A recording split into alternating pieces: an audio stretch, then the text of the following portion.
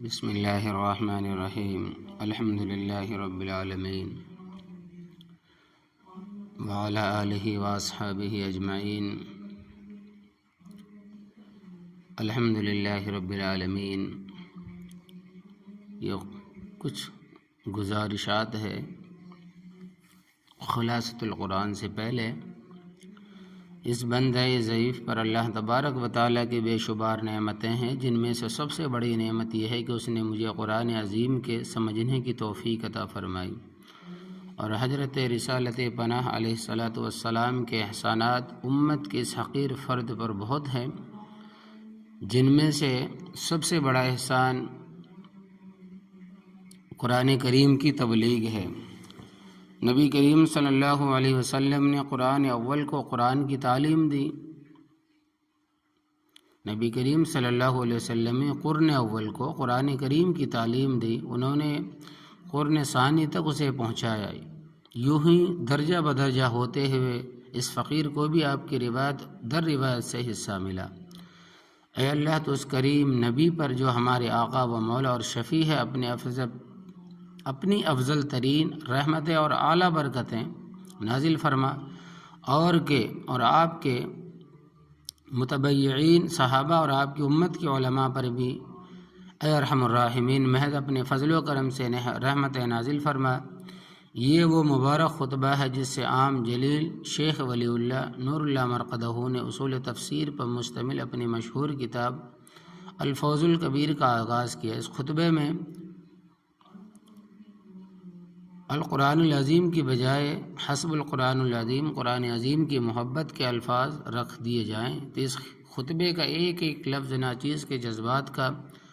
ترجمان بن جائے گا، کیونکہ اس کمترین بندے کو فہم قرآن کا تو نہیں مگر محبت قرآن کا دعویٰ ضرور ہے۔ اس محبت ہی کے نتیجے میں اس کے دل میں یہ آرزو دعا بن کر مچلتی رہتی ہے کہ وہ قادر مختار جو ناممکن کو امکان کا اور عدم کو وجود کا لباس پہنا دیتا ہے، کاش وہ کوئی ایسی صورت پیدا فرما دے کہ قرآن کریم کی تلاوت، خدمت اور تدریس و اشاعت کا اور اس کی اولاد کا اوڑھنا بچھونا بن جائے۔ اس کا قلم، اس کی زبان، اس کا دل و دماغ، بلکہ پورا وجود ہمہ وقت نور قرآن، فیضان قرآن، فہم قرآن، تفہیم قرآن کے نور سے منور رہے۔ زندگی گزرے تو سرور عالم صلی اللہ علیہ وسلم کے اس عظیم معجزے کے سائے تلے، اور موت آئے سے ورد زبا بناتے ہوئے کتاب مقدس کے ساتھ یہ تعلق خاطر ہی زیر نظر کتاب کی تالیف کا سبب بنا۔ اصل میں ہوا یوں کہ رمضان المبارک سن 1441 ہجری کے آمد کے موقع پر روزنامہ اسلام کی انتظامیہ نے رمضان اسپیشل کے نام سے ہر روز ایک مستقل صفحہ شائع کرنے کا ارادہ کیا۔ اس صفحے کے لیے دیگر مستقل عنوانات کے علاوہ ایک عنوان خلاصۃ القرآن بھی منتخب کیا گیا، جس کے لیے فرماتے ہیں کہ مولانا اسلم، مجھے ہر روز ایک پارے کا خلاصہ لکھنے کا حکم دیا گیا۔ میں نے اس حکم کو اپنے دل کی آرزو اور سعادت سمجھ کر قبول کر لیا۔ مقصد یہ تھا کہ نمازی حضرات رات کو تراویح میں جو پارہ سنیں، صبح اس کے پورے مضامین نہ صحیح تو چیدہ یعنی چنندہ مضامین ہی کا مطالعہ فرما لے، تاکہ ایک حد تک ہی صحیح انہیں فہم قرآن کی شہادت حاصل ہو جائے۔ یہ سلسلہ جو کہ محض عوام کے فائدے کے لیے شروع کیا گیا تھا، اسے نہ صرف یہ کہ عوام میں بلکہ خاص میں بھی ہے بے حد پذیرائی حاصل ہوئی۔ بعض مساجد میں اس کی فوٹو کاپی کروا کر تقسیم کی جاتی رہی۔ کئی ائمہ اور حفاظ نے اس صفحے کی حفاظت کا اہتمام بھی کیا تاکہ داشتہ بقار آیت کے اصول کے تحت اگلے سال اسے نمازیوں کے سامنے پیش کیا جا سکے۔ مختلف حلقوں کی جانب سے اسے کتابی شکل دینے کی تجویز پیش کی گئی۔ ناچیز کو بھی یہ تجویز پسند آئی، کیونکہ کچھ عرصے سے مساجد میں رمضان المبارک میں روزانہ خلاصہ قرآن سنانے کا ایک مفید سلسلہ شروع ہو گیا، جسے ظاہر ہے کہ سراہن جانا چاہیے۔ اور ان حضرات کی قدر کرنی چاہیے جو لوگوں کو قرآن تعلیمات کے قریب کرتے ہیں، لیکن اس میں ایک قابل فکر پہلو یہ ہے کس و ناقص نے اپنے اپنے نظریات اور مبلغ علم کے مطابق خلاصہ بتانے کا سلسلہ شروع کر رکھا ہے، بلکہ سروے کرنے پر یہ بات سامنے آئی ہے کہ ان میں اکثریت ایسے لوگوں کی ہے جنہوں نے کسی دینی جامعہ سے داخل ہو کر، یعنی کسی مدرسے میں داخلہ لے کر اساتذہ فن سے باقاعدہ تعلیم حاصل نہیں کی، بلکہ مطالعے سے وہ لوگوں کو قرآن کریم کی جو خلاصہ ہے، ایسی صورت میں اگر وہ بے لگام اجتہاد کے گل کھلائیں یا منمانی تفسیر کرے تو یہ چیز خلاف توقع نہیں ہوگی۔ اس لیے ایک ایسی کتاب کی ضرورت محسوس ہو رہی تھی کہ جس میں مستند تفاسیر کی مدد سے خلاصہ قرآن مرتب کر دیا جائے، جس سے عوام بھی فائدہ اٹھا سکے اور خاص بھی اسے ماہ رمضان المبارک میں نمازیوں کے سامنے پیش کر سکوں۔ کس زبان سے اللہ تبارک و تعالیٰ کا شکر ادا کروں جس نے اپنے کمزور اور عاجز بندے کو وقت کی ایک اہم ضرورت کو پورا کرنے کی توفیق عطا فرما دی۔ یہ خلاصہ مرتب کرنے کا بہت زیادہ انحصار التفسیر المنیر اور خادم کتاب و سنت شیخ محمد علی صابونی کی قبض من نور القرآن الکریم پر رہا، چونکہ ماہ مبارک میں یہ خلاصہ انتہائی عجلت میں لکھا گیا تھا، اس لیے میں نے ان کو آڈیو کی صورت میں مرتب کرتے ہوئے یکسانیت قائم کرنے کے لیے ابتدائی 4 پاروں کا خلاصہ نئے سرے سے پڑھا ہے اور باقی پاروں پر نظر ثانی کے علاوہ متعدد مقامات پر نئے مضامین کا اضافہ کیا، اغلاط کی تصحیح کی، حد المقدور کوشش کی گئی۔ پھر بھی کسی بندے کا کام غلطی سے پاک کہاں ہو سکتا ہے؟ یہ شان تو صرف اس ذات کی ہے جو ہر غلطی، عیب اور نسیان و خطا سے پاک ہے۔ قارئین سے دست بستہ التجا ہے کہ اگر کوئی غلطی لفظی یا معنوی غلطی ان کے علم میں آئے تو اس عاجز کو فوراً مطلع فرمائیں کمنٹ کے ذریعے سے، تاکہ دوسرے ایڈیشن میں درستگی کر دی جائے۔ اس اطلاع سے بندے کو خوشی بھی ہوگی اور وہ اطلاع کنندہ کے لیے دل سے دعا بھی کرے گا۔ آخر میں چند معروضات پیش کرتا ہوں۔ پہلی گزارش تو یہ ہے کہ قرآن کریم کا ہر مضمون اہم ہے۔ اس کتاب ہدایت کی ہر آیت اور لفظ کی تہ میں معافی کا ایک جہاں پوشیدہ ہے، اور صحیح بات تو یہ ہے کہ اس کا خلاصہ ہو ہی نہیں سکتا۔ خلاصے کے نام پر آپ کے سامنے جو کچھ پیش کیا جا رہا ہے وہ اس کے مطالب و مضامین کی